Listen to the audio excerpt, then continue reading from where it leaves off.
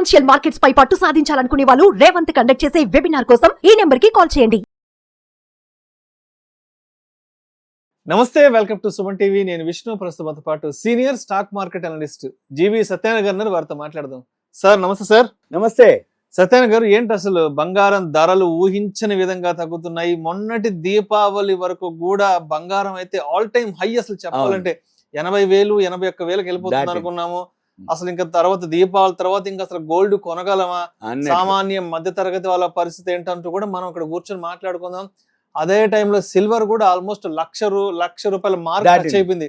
ఇప్పుడు చూస్తే ఏమో 74, 75, 76 వరకు వచ్చేసింది కదా. ఏంటి ఇంకా ఎంత వరకు తగ్గే అవకాశం ఉందంటారు? ఎందుకు ఇంతలా బంగారం ధరలు తగ్గుతున్నాయి? ఎటువంటి కారణాలు దీనికి దారి తీసాయంటారు? ఓకే, ఇప్పుడు జనరల్ గా మీరు అన్నట్లు దంతెరాసు, దీపావళి ఆ టైంలో మనం కూడా 80,000 దాటింది ఇంకా పోతుంది అంటారు. మనం కాదు, వరల్డ్ మార్కెట్లు అలానే ఉన్నాయి అప్పుడు ఆ సిచ్యువేషన్. అయితే ఎవరైతే ఈ వీడియో చూస్తుండ్రో investing.com అని ఒక వెబ్సైట్ ఉంది. మనం ఆ వీడియో చూసి అంటే ఆ వెబ్సైట్కి వెళ్ళండి అని చెప్పడం. ఒక్క సంవత్సరంలోనే సుమారుగా $848 43% గోల్డ్ పెరగటం రికార్డ్ హై. తర్వాత అది ఇంకా అన్నమాట ఎప్పటికప్పుడు ఏ రోజుకి ఆ టైం హై న్యూ హైకి పోయింది అప్పుడు. అయితే వరల్డ్ కూడా దేశాలు మన ఆర్బీఐ కూడా మేము ఇన్ని కొన్నాం, వరల్డ్ ఈ దేశం ఇన్ని టన్నులు కొన్నది, ఇన్ని క్వింటాలు కొన్నది. మొన్న కూడా బయట దేశం నుంచి ఒక 104 టన్నులు ఎంతో అదే అనేది. అంటే ఇట్లా ప్రతిరోజు ఏదో ఒక న్యూస్ వస్తే ఈ మామూలు ఇన్వెస్టర్లు అనుకోండి, ఛానల్స్ అనుకోండి, పేపర్లు అనుకోండి, మ్యాగజైన్లు అనుకోండి, ఇక మిస్ అయిపోయినట్టు. అంటే ఉదాహరణకు ఒక 1.5 years 2 years బ్యాక్ హైదరాబాద్లో రియల్ ఎస్టేట్ ఎలా ఉంది అంటే ఇంకా మనం మిస్ అయిపోతే ఇక మనం కొనలేము అనే పరిస్థితి. మొత్తానికి హైదరాబాద్తో ఇప్పుడు హైదరాబాద్ అనుకోండి. ఇప్పుడు హైదరాబాద్ లో రియల్ ఎస్టేట్ అనగానే బాగా తగ్గిపోయింది, కానీ చూద్దాంలే ఇంకొంచెం తగ్గుద్దిలే అని. రియల్ గా కొనుక్కునే వాళ్ళు అప్పుడైనా కొనుక్కుంటారు, ఇప్పుడైనా కొనుక్కుంటారు, ఎప్పుడైనా కొంటారు. ఆ ఈవెంట్ అనుకోండి, లేదు ఏమోలేగా తగినంత వరకు తగ్గిందనో, మనకు అవసరమనో, సర్లే తగ్గితే ఎంతో కొంత తగ్గుద్ది, మనం కొనే దానికి ఏముంది లేనో, ఇట్లా చాలా రీజన్లు ఉంటాయి. ఇప్పుడు రియల్గా ఇన్వెస్ట్ చేద్దాం అనుకునే వాళ్ళు ఇకపోతే కారణాలు మనం ఇప్పుడు ఈ వీడియోలో మనం చెప్పేది ఏంటంటే కారణాలు ఎందుకు పడింది, ఎంతవరకు పడవచ్చు, మరి ఇంకా పడే అవకాశాలు ఉన్నాయా లేవు. మొన్నటి వరకు ఏంటిది, మ్యారేజెస్ అని, ఏవైతే ఫెస్టివల్స్ అని, వరల్డ్ మార్కెట్లు అని, ఎలక్షన్స్ అని, ఇంకోటి ఇరాన్-ఇజ్రాయెల్ వార్ అని, ఈ ఎఫ్ఐఐలు కంటిన్యూగా మార్కెట్లో షేర్లు అమ్మేస్తున్నారని, వీటన్నిటితోటి గోల్డ్ మార్కెట్ కు బాగా నెగటివ్ న్యూస్ ఒక్కసారిగా చుట్టుముట్టే గోల్డ్ కి డిమాండ్ రావడం జరిగింది. ఇక మరి ఇప్పుడు ఎందుకు గోల్డ్ పడుతుంది? ఎప్పుడైతే మీకు ఒకటే లాజిక్ అన్నమాట, ఎప్పుడైతే ఎలక్షన్స్ అమెరికాలో అయిపోయిన తర్వాత ట్రంప్ గెలవటం, ఈ ట్రంప్ గెలిచిన తర్వాత ఎప్పుడైతే ట్రంప్ గెలిచిన తర్వాత అమెరికా మార్కెట్లు, షేర్ మార్కెట్లు, బిట్ కాయిన్ కానీ, ఎలన్ మస్క్ షేర్లు కానీ, ట్రంప్ షేర్లు కానీ బాగా పెరగటం జరిగింది, ఆల్ టైమ్ హైకి వెళ్ళటం జరిగింది. ఏది బిట్ కాయిన్ అవన్నీ. ఎప్పుడైతే షేర్ మార్కెట్ అమెరికాలో బాగా హైలోకి వెళ్ళటం జరిగిందో, డాలర్ స్ట్రాంగ్ అవ్వటం, ఈ డాలర్ ఎప్పుడైతే స్ట్రాంగ్ అయ్యి డాలర్ ఇండెక్స్ పెరగటం, ఎప్పుడైతే డాలర్ ఇండెక్స్ పెరిగిందో ఆటోమేటిక్గా మన రూపాయి పతనం కావటం, ఈ రూపాయి పతనం అవ్వటం, డాలర్ ఇండెక్స్ పెరగటం, ఎప్పుడైతే షేర్ మార్కెట్ అక్కడ పెరగటం, ఆటోమేటిక్గా గోల్డ్ సిల్వర్కి నెగిటివ్ అనమాట.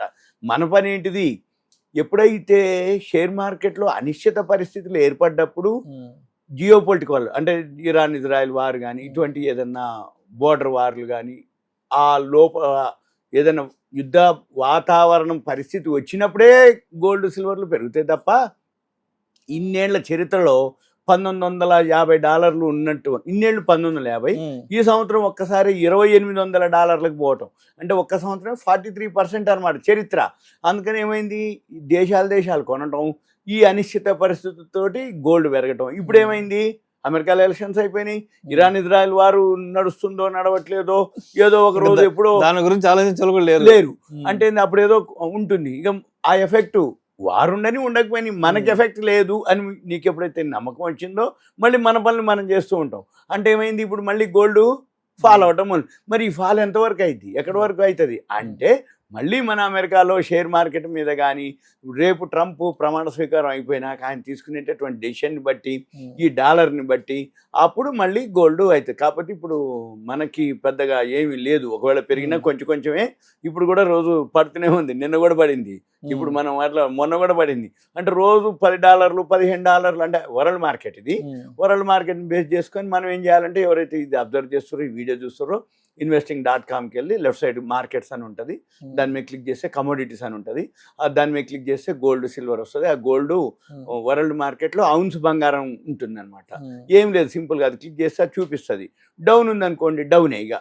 అంటే వరల్డ్ మార్కెట్ డౌన్ అయినప్పుడు ఆటోమేటిక్గా మన మార్కెట్లో కూడా గోల్డ్ డౌన్ ఉంటుంది. ఇది సింపుల్గా మనం ఏంటిదంటే గోల్డ్ డౌన్ అనేది ఎప్పటి వరకు, మళ్ళీ ఇప్పుడు ఏదైతే డాలరు స్ట్రాంగ్ ఉంటుంది, మన రూపాయి పతనము, రెండోది అనిశ్చిత పరిస్థితులు లేవు షేర్ మార్కెట్కి.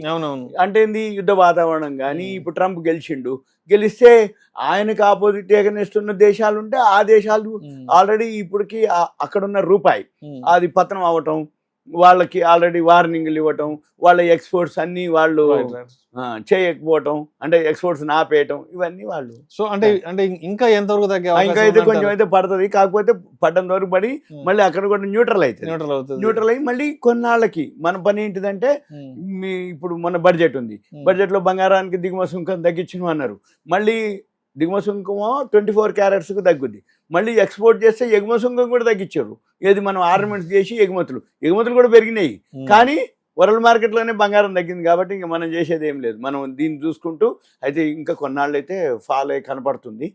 మనం ఎంతసేపటికి ఏంటంటే టెక్నికల్గా ఫాలో అవ్వాల్సిందే. దీని వరకు investing.com చూసుకొని రోజు 10-15 అట్లా డాలర్లే డౌన్ అవుతుంది. ఇప్పుడు కూడా ఈరోజు నిన్న ఫ్రైడే రోజు కూడా ఒక $4-5 మైనస్ అయింది.